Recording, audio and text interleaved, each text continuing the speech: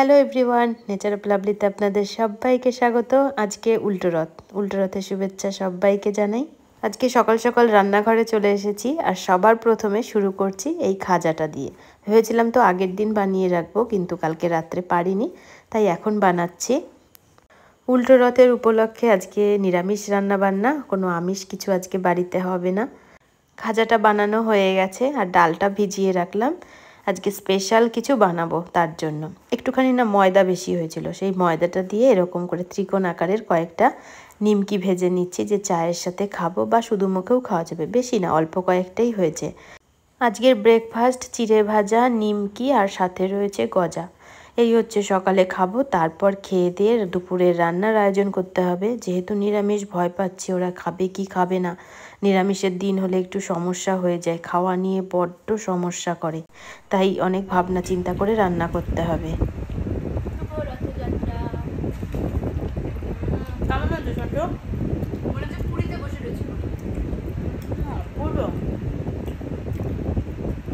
Flavour এসছে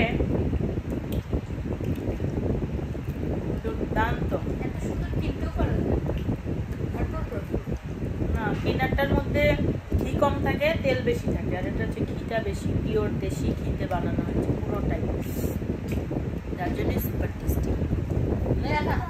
আজকের ব্রেকফাস্টটা একদম জমে গেছে, পুরো পেট ফুল। ভাবছিলাম তো পরোটা করব, কিন্তু সেটা আর করার প্রয়োজন হয়নি। রান্নাঘরে চলে আসলাম।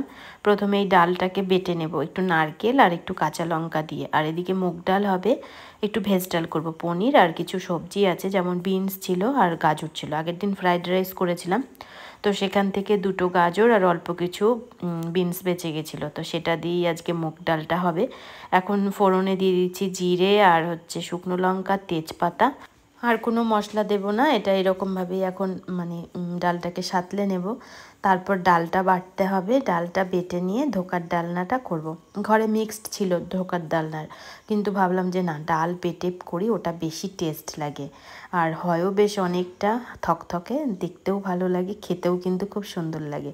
ডালটা আমার হয়ে গেছে, সামান্য একটু ঘি আর একটু গরম মশলা দিয়ে মুগ ডালটাকে নামিয়ে নেব। এরকম ডাল হলে বাড়িতে আর কারোর কিচ্ছু লাগে না। এখন আমি এই ধোকার ডালনার জন্য আলুগুলোকে ভেজে নেব। ডাল বাটাটা হয়ে গেছে, এবার ধোকার ডালটাকে ভালো করে একটু সাঁতলে নেব। একটু আদা দিয়েছি, জিরা দিয়েছি, আর লঙ্কা তো বেটেই দিয়েছি, ওর মধ্যে কাঁচা লঙ্কা ছিল, আর বেশি ঝাল করব না। আর একটু দিয়ে দিলাম হিং। এবার ডালটাকে দিয়ে ভালো করে এটাকে একটু শুকনো শুকনো করে নামিয়ে নেব। এবার একটু নুন মিষ্টি দিয়ে দেবো, ব্যাস, তাহলেই কিন্তু হয়ে যায়। রান্নাটা একটু হ্যাপাজেট হলেও খেতে কিন্তু ভালোই লাগে। হয়েই গেছে প্রায়। এখন এটাকে একটু সামান্য ঘি, গরম মশলা দিয়ে এটাকে নামিয়ে থালায় ঠান্ডা করব। গরম গরম অবস্থায় এটাকে সেট করে নিতে হয়, তাহলে কাটতে সুবিধা হয়। এই দেখুন, থালাটায় সেট করে নিয়েছি, আর এবার আমি মানে পিস পিস করে কেটে নেব। এগুলো কিন্তু শুধু মুখে খেতেও ভালো লাগে, তাই ভাবছি কয়েকটা শুধু মুখে খাওয়ার জন্যই রাখবো। এরকম হয়েছে, আর বেশ থিকনেসটা অনেকটাই হয়েছে, বেশ মোটা মোটা। অনুষ্ঠান বাড়িতে কিন্তু একদম পাতলা পাতলা হয়, আর আমি একটু মোটা মোটা বানিয়েছি। ঘরোয়া রান্না, ঘরের রান্নার মজাই আলাদা। নিরামিষ রান্না হলে অন্যান্য দিন ঝামেলা করে, এই জন্য ভাবলাম এইগুলো একটু বানিয়ে দিই। এই টাইপের রান্না হলে বাড়িতে আর কোনো কথা নেই, তো সবাই একদম চেটেপুটে খেয়ে নেবে। তো এইবার আমি এই মশলাটাকে একটু কষিয়ে নেব। কষিয়ে নিয়ে সমস্ত কিছুই রেডি হয়ে গেছে। আলুটা ভাজা ছিল, তারপর ধোকারটাও ভাজা হয়ে গেছে।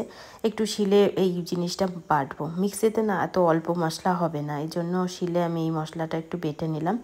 এবার দিয়ে দিচ্ছি একটু কাজু দিয়েছি আর একটু চারমগজ দিয়েছি, ব্যাস। ভালো করে ঝোল ফুটে উঠলে এবার এর মধ্যে আমি ধোকাগুলোকে দিয়ে দেব। বেশ সুন্দরভাবে ফুটছে ঝোলটা। রান্না মোটামুটি কমপ্লিট।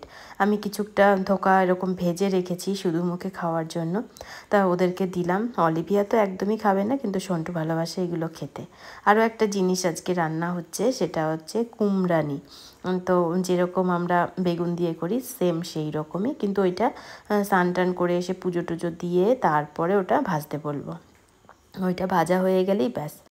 ঝটপট স্নান সেরে চলে আসলাম। ওরা তো অলরেডি খেতে বসেছে, ওদেরকে দিয়ে দিয়েছি।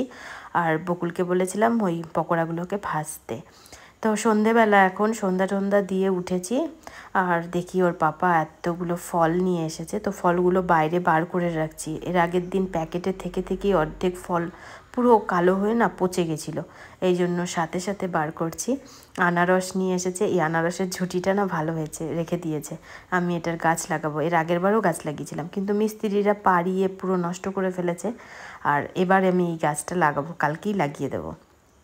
ফলের মধ্যে ছিল হচ্ছে মুসাম্বি, কিছু গ্রিন অ্যাপেল, কিছু রেড অ্যাপেল, আর ছিল বেদানা, আর তো আনারস তো ছিলই, সঙ্গে আম। আর নিয়ে এসেছে এই আঙ্গুর। এই আঙুরটা খেতে এত ভালোবাসি। সবুজ আঙুরের থেকে কিন্তু এই আঙুরগুলো ভীষণ টেস্ট খেতে, ভেতরে দুটো করে দানা থাকে। তো আমরা তো এখন এগুলো ধুয়ে পটাপট খাওয়া শুরু করছি, খাচ্ছি। আর ভেতরে না বীজ আছে, তো বীজগুলোকে বলছি কেউ ফেলিস না, এখনই টবের মধ্যে দিয়ে দেবো। যদিও বা আমি একটা আঙ্গুর গাছ লাগিয়েছি, যদি আঙ্গুর হয় তো অবশ্যই শেয়ার করবো আপনাদের সাথে।